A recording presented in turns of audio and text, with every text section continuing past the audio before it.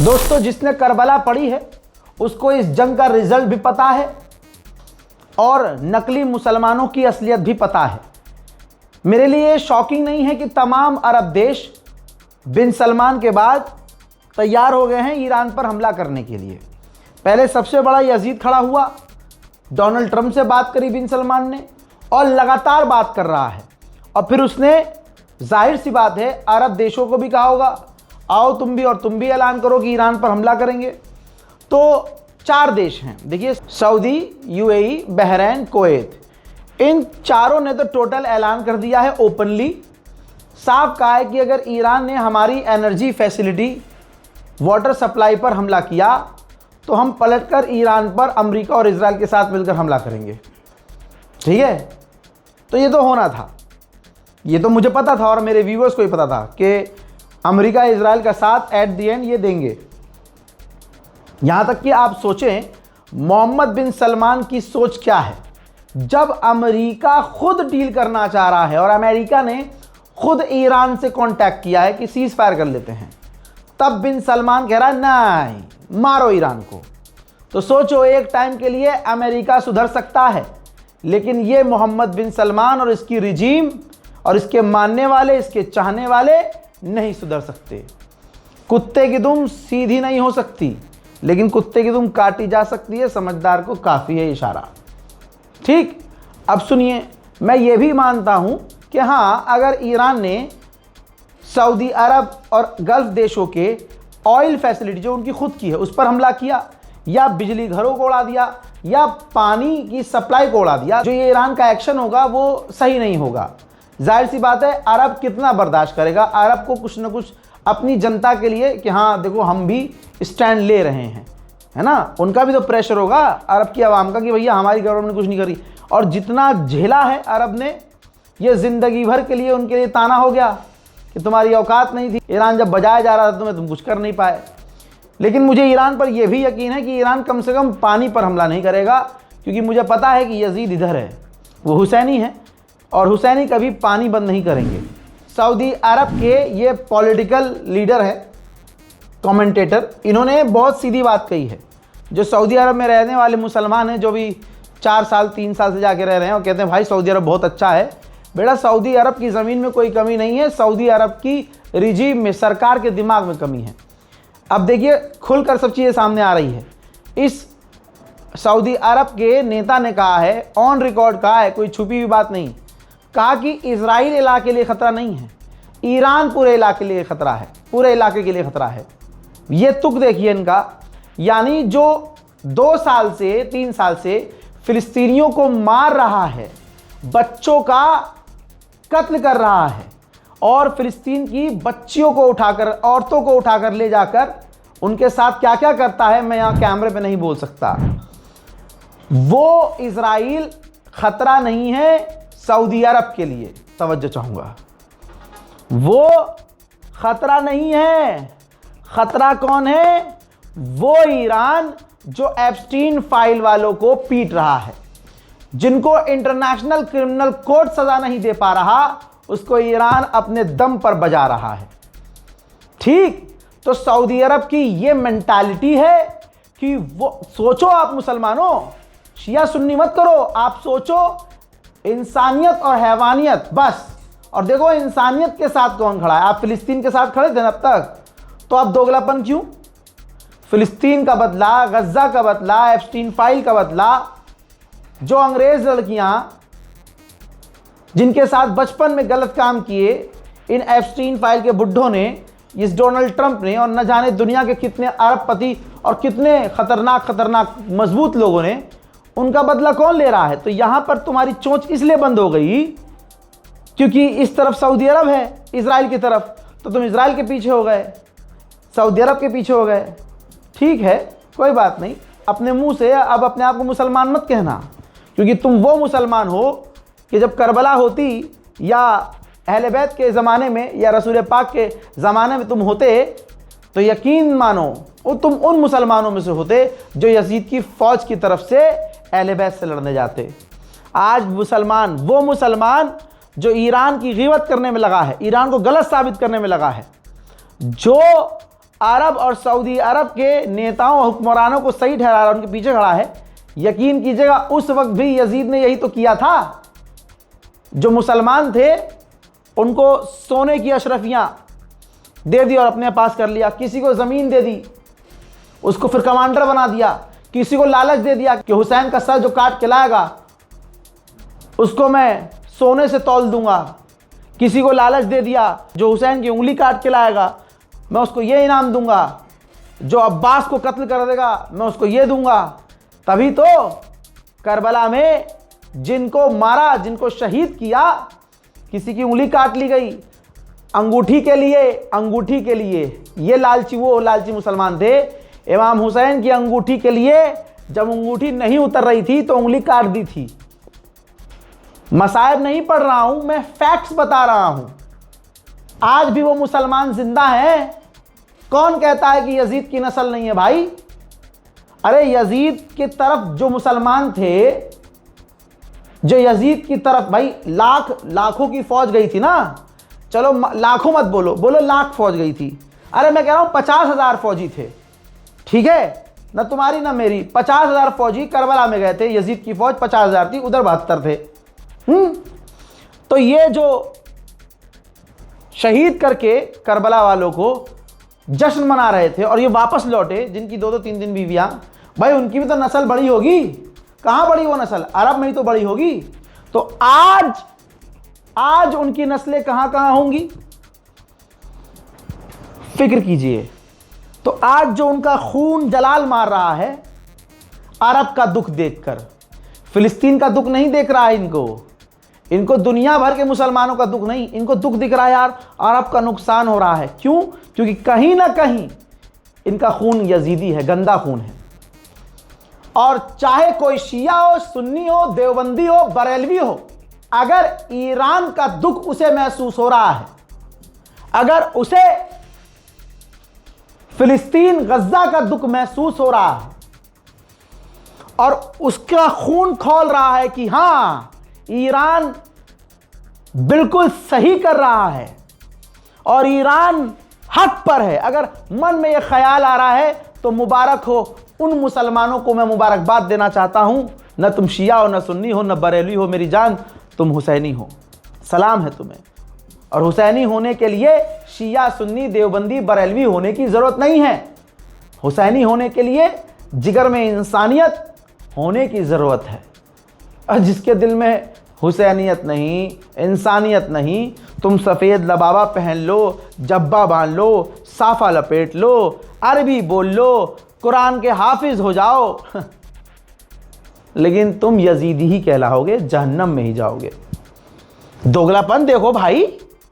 फिलिस्तीन का दर्द था, गज्जा का दर्द था, लेकिन जो गाजा के बच्चे ईरान की मिसाइलों को जाता हुआ देखकर अप्रिशिएट कर रहे हैं, ताली बजा रहे हैं, सुभान अल्लाह, ईरान सुभान अल्लाह, ईरान सुभान अल्लाह कर रहे हैं, तुम गंदी नस्लों के कीड़ों यहां बैठ के अरब का साथ दे रहे हो।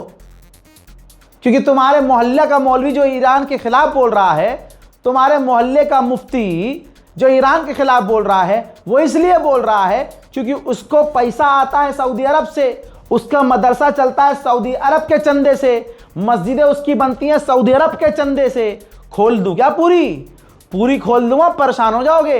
इंडियन गवर्नमेंट, मोदी गवर्नमेंट मुझसे ही पूछेगी बेटा जरा लिस्ट ला के दे दे कौन कौन सी ऐसी मस्जिदें हैं जिनको अरब फंड करता है। फिर रोगे राजा भाई ये तो कुछ ज्यादा ही कर दिया, ज्यादा हो गया। तो औकात में रहो, औकात में रहे तमाम यजीदी। ये मत सोचना तुम बहुत ज्यादा हो, न तुम्हारा बाप करबला में जीता था, ना आज तुम जीत पाओगे। तादाद में मत जाना। मेरे जैसे करबला से मोहब्बत करने वाले ना 313 ही काफी है। अरे 313 तो ज्यादा बोल दिया। महात्मा गांधी जी की बात याद है? महात्मा गांधी ने बोला था, मैं भारत की जमीन से हूं तो सुनो, महात्मा गांधी ने बोला था मैं ये देश कब का आजाद करा लेता, जैसे हुसैन के पास 72 थे वैसे चंद अगर मेरे पास होते। लानती अरब को सपोर्ट कर रहे हैं जो कभी जिंदगी में लड़ा नहीं, हक कभी बोला नहीं। असलियत क्या है तुम्हारे बिन सलमान की? बिन सलमान की असलियत क्या है? अपने बाप दादाओं की चप्पल भी सजा के रखी है, सजा के, कि हाँ जी ये याद है उनकी, हमारे बाप दादाओं की याद है, और दुनिया में होता है। फिर इस बिन सलमान से पूछो कि ठीक है भाई, तू अपने बाप दादाओं की याद संभाल के रख रहा है, उनके मकानों को, पुरानी इमारतों को संभाल के रख रहा है, जिसे हेरिटेज कहा जाता है, पूरी दुनिया संभाल के रखती है। तो तू ये बता, तू नबी का, तू रसूल पाक सल्लल्लाहु अलैहि वसल्लम का अपने आप को मुसलमान बताता है, उसी हुजूर पाक सल्लल्लाहु अलैहि वसल्लम की बेटी जनाब फातिमा ज़हरा सलामुल्लाह अलैहा कि कब्र को किसने उजाड़ा, किसने उनके रोजे को गिराया? तुम साले अपने बाप दादाओं की चप्पलों को महल में सजा के रखते हो हराम के पिल्लो, और तुम नबी की बेटी की कब्र उजाड़ देते हो और धूप में उस कब्र को रखते हो। यह औकात है, यह तुम्हारी असलियत है। और यह मत सोचना कि हम सुन्नियों में, हम शियों में, हम देवबंदियों में यह कोई समझ नहीं रहा है। तुम्हारा प्रोपेगेंडा जो मुल्लों को पैसे देकर तुम मिंबर से हमें बांटते आए हो ना, अब तक यह दुनिया समझ चुकी है अब, क्योंकि अब सोशल मीडिया का जमाना है। आज बच्चे बच्चे के पास इल्म है, वो खुद सर्च कर लेता है, वो खुद रिसर्च कर लेता है। तुम नंगे हो चुके हो, तुम नंगे हो चुके हो। मोहम्मद बिन सलमान ने ही पाकिस्तान को कहा, शहबाज शरीफ को, और ये जो पाकिस्तान का सुअर है, क्या नाम है इसका, सुअर का कमांडर जो है इसका, आसिम चुनीर, इस हराम के पिल्लों को कहा कि तुम्हारे यहां से ईरान के लिए बहुत आवाज उठ रही है, ईरान की आवाज को दबाओ, ईरान के समर्थकों को दबाओ। तो आसिम मुनीर ने वहां के शिया आलिम दीन को और कुछ अहले सुन्नत को इकट्ठा किया, क्योंकि सब एक थे, और शिया आलिम दीन से कह दिया कि ईरान के लिए ज्यादा मोहब्बत है तो तुम ईरान चले जाओ। तुम्हें पाकिस्तान के इस गंदी नाली के कीड़े आसिम मुनीर, हराम के पिल्ले, और इसकी जो मां भटकती थी इधर उधर, 4-5 लोगों के स्पर्म से मिलकर जो एक शैतान पैदा हुआ जिसका नाम आसिम मुनीर, इससे मैं कहना चाहता हूं, अबे तुझे अगर इजराइल से इतनी मोहब्बत आ रही है तो अपनी ये जितनी ये फौज है हिजड़ों की, तो ये लेके चला जा, इजराइल लेके चला जा। हजरात मोहतरम, आपको याद है जब अभी ये जंग नहीं थी, गाजा फिलिस्तीन का मामला चल रहा था, तो अमेरिका पसंद कर रहा था, पाकिस्तान बात कर रहा था कि हम अपनी गाजा में फौज भेजेंगे। दुनिया के मुसलमानों को लग रहा था कि यार ये जाएंगे तो वहां इजराइल को बचाएंगे, फिलिस्तीनियों को बचाएंगे। ना ना ना ना, इजराइलियों का तो मूत पिएगा ये पाकिस्तान, ये पाकिस्तान का आसिम मुनीर, समझे? तभी बोला था मैंने कि पाकिस्तान की फौज से अल्लाह की फौज, काय की फौज है? अल्लाह की। ये अल्लाह की फौज है। अल्लाह की फौज कैसे होती है आज ईरान ने दिखा दिया। ये दल्ले हैं, दल्लों की फौज है ये इनका दल्ला, ये आसिम मुनीर है, सौदा करता है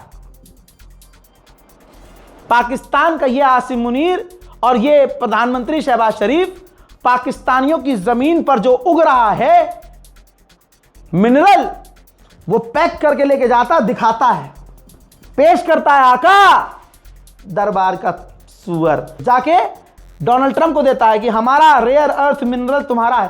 पाकिस्तानी बेचारे बोल नहीं सकते, क्यों? बोलेंगे तो आसिम मुनीर उठवा देगा, गायब करवा देगा। भाई बड़े बड़े एंकर नहीं बोल पा रहे हैं, बड़े बड़े उलमा नहीं बोल पा रहे हैं, खुलकर नहीं बोल पा रहे हैं।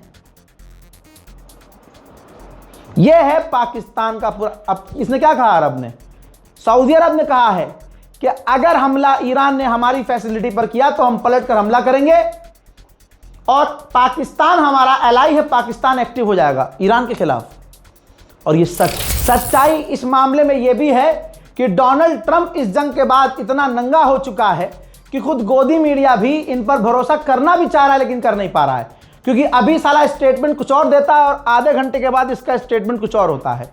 जैसे इसने बड़ी खतरनाक बात कही, इसने कहा हमारी बात हो रही है बहुत अच्छे लोगों से हो रही है, ईरान में बहुत डेवलपमेंट हुई है और ईरान बहुत शिद्दत से डील करना चाहता है।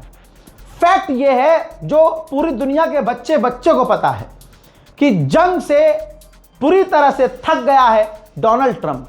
डोनाल्ड ट्रंप ने ही ईरान को कॉल करवाया, डोनाल्ड ट्रंप ने ही तमाम अरबों से कहा, एलाइज से कहा कि मेरी कोई जंग रुकवा दो। सारी दुनिया की तो मैंने रुकवाई, लेकिन मेरी कोई नहीं रुकवा रहा है।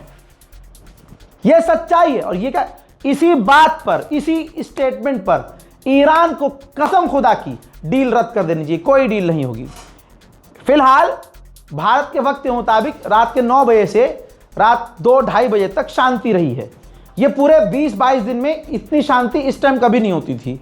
ये शांति इसलिए लोग कह रहे हैं ना, 4 घंटे में अपडेट दे रहे हो, 5 घंटे में, इसलिए लेट अपडेट दे रहे हैं क्योंकि बातचीत चल रही है, दोनों के बीच बातचीत चल रही है। तो ऐसी ज्यादा डेवलपमेंट और अटैक्स नहीं हो रहे हैं। लेकिन ईरान कर रहा है, ईरान कर रहा है। अमेरिका नहीं चाहता कि ईरान भड़क जाए और ईरान इजराइल को पेल रहा है। बल्कि ईरान ने अभी कुछ देर पहले इजराइल पर मिसाइल दागी और एक बार फिर से, जबकि 1-2 मिसाइल दागी तो 1-2 तो रोक लेता था इजराइल, लेकिन यह साफ दिखा कि ईरान की मिसाइल गई और इजराइल का एयर डिफेंस सिस्टम रॉकेट छोड़ता है, लेकिन ईरान के रॉकेट को, मिसाइल को नहीं रोक पाता है। इजराइल का एयर डिफेंस सिस्टम फेल होता है और इजराइल में वो मिसाइलें गिरती हैं। मुलाजा फरमाइए। מזמן לא עברו פה כטב"מים.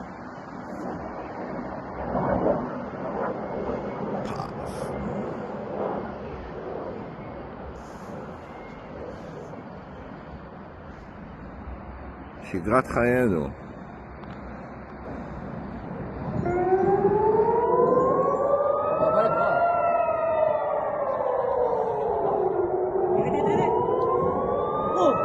תפס אותו.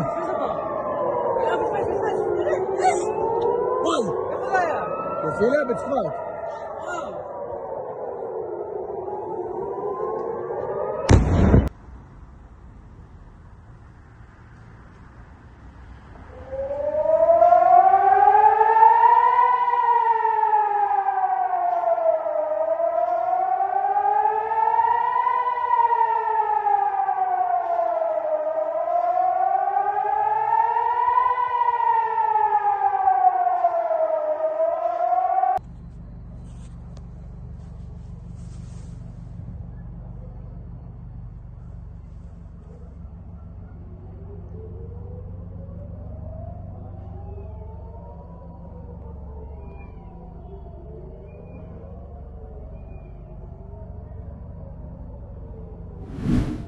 मैं ईरान और ईरान के समर्थकों तक यह आवाज पहुंचाना चाहता हूं कि अमेरिका से बात मत कीजिए, यह दोबारा जाल फेंक रहा है।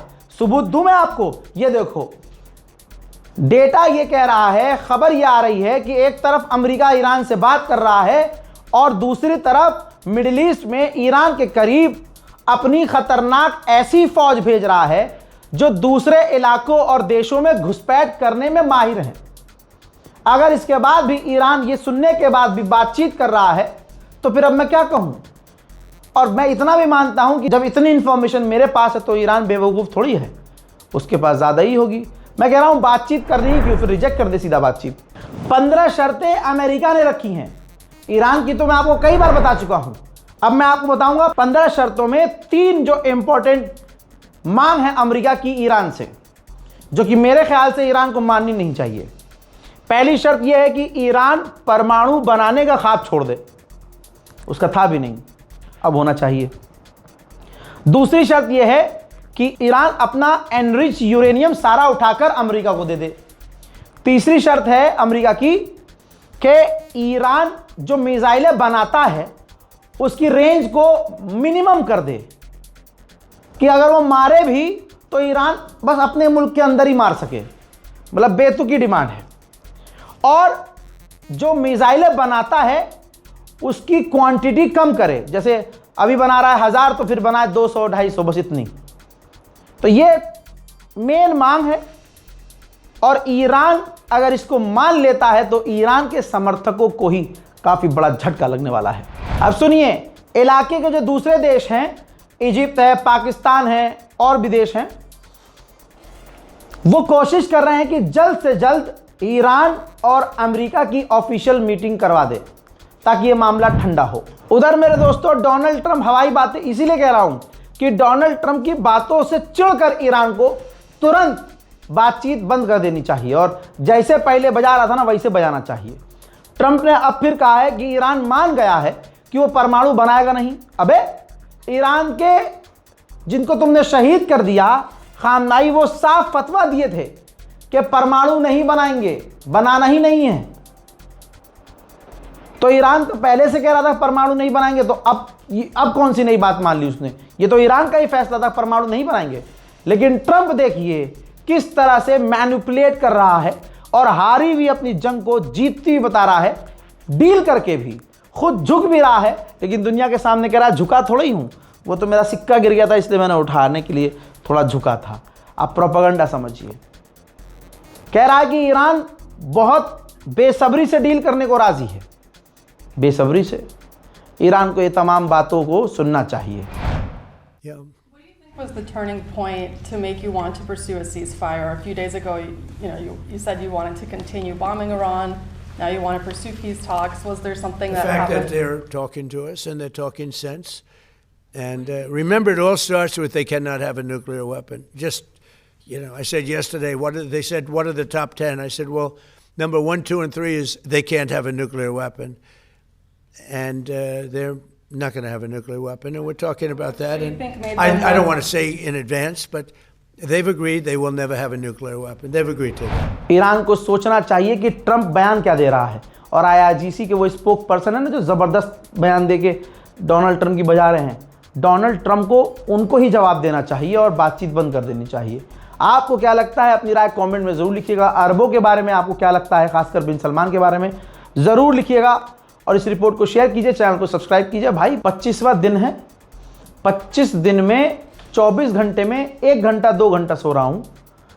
हालत बहुत खस्ता है और सिर्फ मैं नहीं, जो इस वीडियो को एडिट कर रहे हैं, जो प्रोसेस कर रहे हैं, जो मेरे न्यूज़ को वेरीफाई करने वाले लोग हैं, बहुत सारे हैं भाई, बहुत परेशान हैं, थक चुके हैं।